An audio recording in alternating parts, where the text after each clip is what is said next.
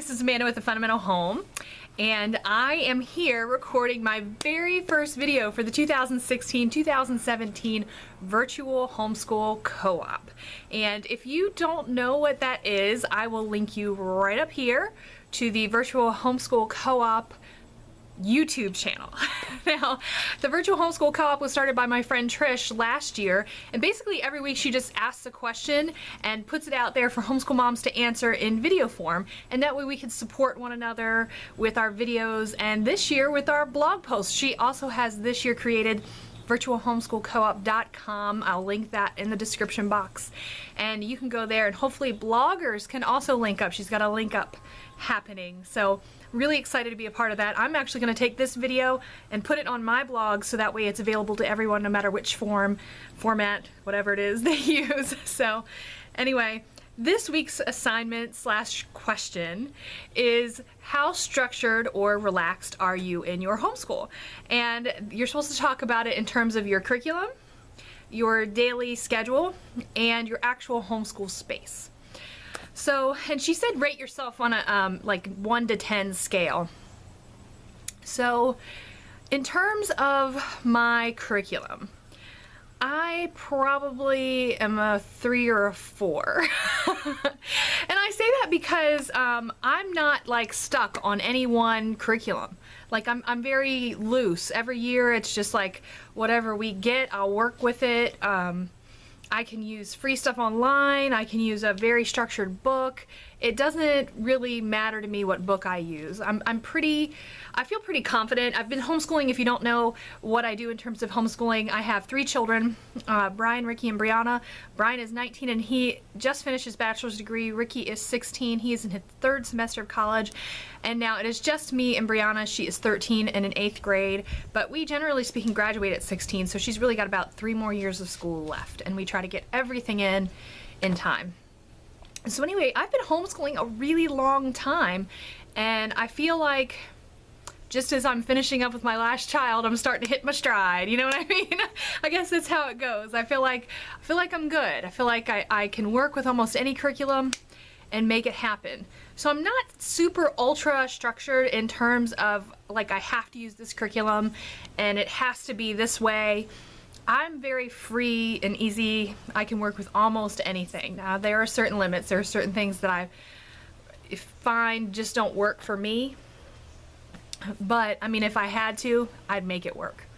So I feel like I can do that. So anyway, that's how I feel about my actual structure in terms of choosing curriculum.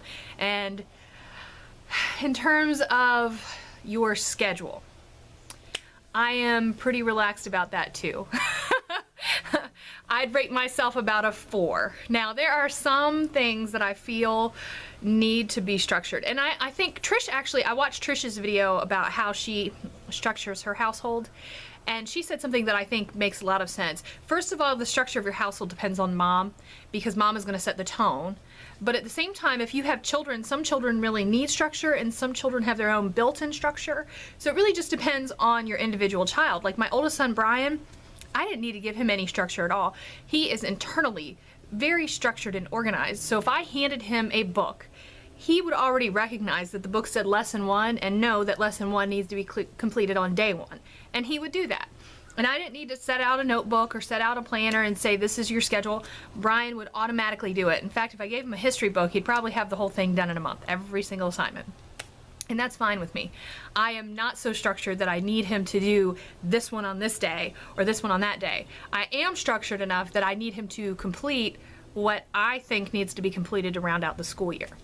On the same note, I've written blog posts about this. Once we do, I'm structured that enough that if we do 180 days of school and you still haven't finished your book, you're done. I don't need you to do every single lesson in the book.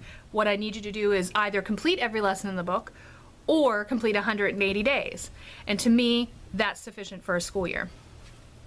So this is just how I have it. So there is an element of structure. It just, we kind of work it the way that we work it, and that's how we do it. Anyway, Brianna though is the one that I'm homeschooling right now, and Brianna likes a planner. I actually went and bought an actual planner this year. I've never done that before. In the past, when I had multiple children, I kept a binder with a structured planner that I created for my multiple children, because I think the more children you have, the more structure you need. But of course, I'm down to one child now, and I've been doing it for years, so I feel comfortable without too much structure. But Brianna likes written structure. So we actually went out and bought her a planner. And Monday through Friday, she's got her daily assignments written on her. Every Sunday night, we sit down, she and I together, and we write out what we want to accomplish for the week. And the idea is that she'll do those things each day. However, if we get busy, I had a doctor's appointment, I think, on day 2 of her homeschool, and I left her with her assignments. I said, do them, don't do them, it's up to you, but I need them to be done by the end of the week. And that's what we did, and she feels very, very comfortable with that. So in terms of scheduling our day, I still, even though we do actually use a planner this year, I think that I am like a 4. But I think that our homeschool itself right now is functioning more along a 7 or 8. And that's just because that's Brianna's preference, that we actually set up a lot of structure. In terms of my space, structured or relaxed. Wow, I don't even know how I would define that. We don't have a particular homeschool place. We sit at the kitchen table. My house is very organized. I have videos of that. I'll link up here. Somewhere I have a video where I kind of show what I do, where my homeschool books are. So, you know, I really don't, everything is organized. Everything's in order. She knows where her homeschool books are. But I don't have a particular space. Homeschool for us, because we've been doing it so long, just kind of blends with our life. So it's structured in that my home is structured and organized, but it's relaxed in that I haven't designated this as the official homeschool zone. You know what I mean? So there's a balance. So I'd have to call that a 5, because it's really a balance.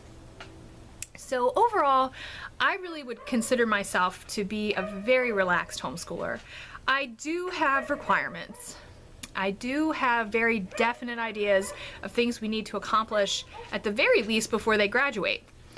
But I am not standing over my children every day, you know, with a ruler, counting the time as they do all their assignments. I mean, I'm totally not that person.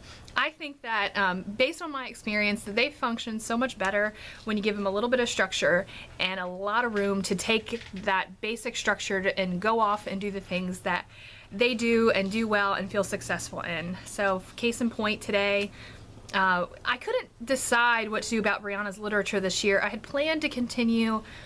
I was looking for a study on Pinterest for Little Women, and believe it or not, I couldn't find one.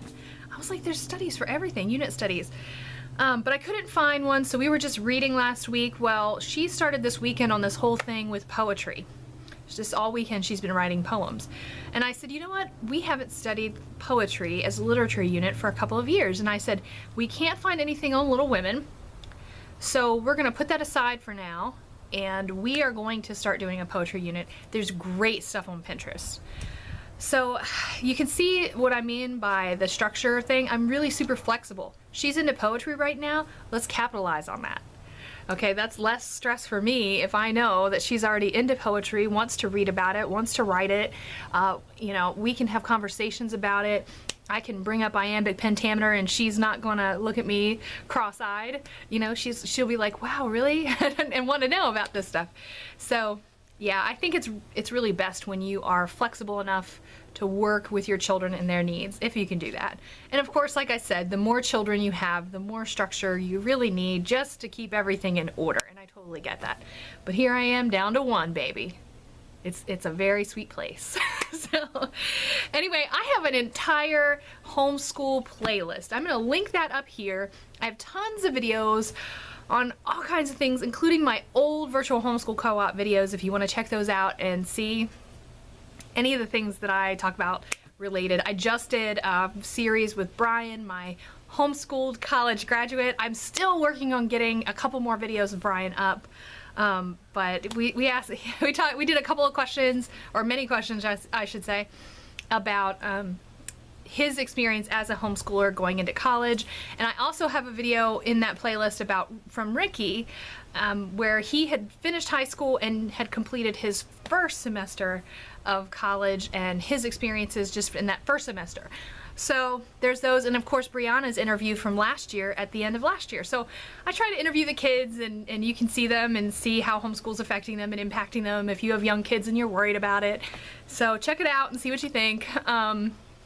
That's that. So anyway, again, I'm Amanda, Fundamental Home. Thanks for watching, and can't wait to share with you next time from the Virtual Homeschool Co-op. I'll see you then. Bye!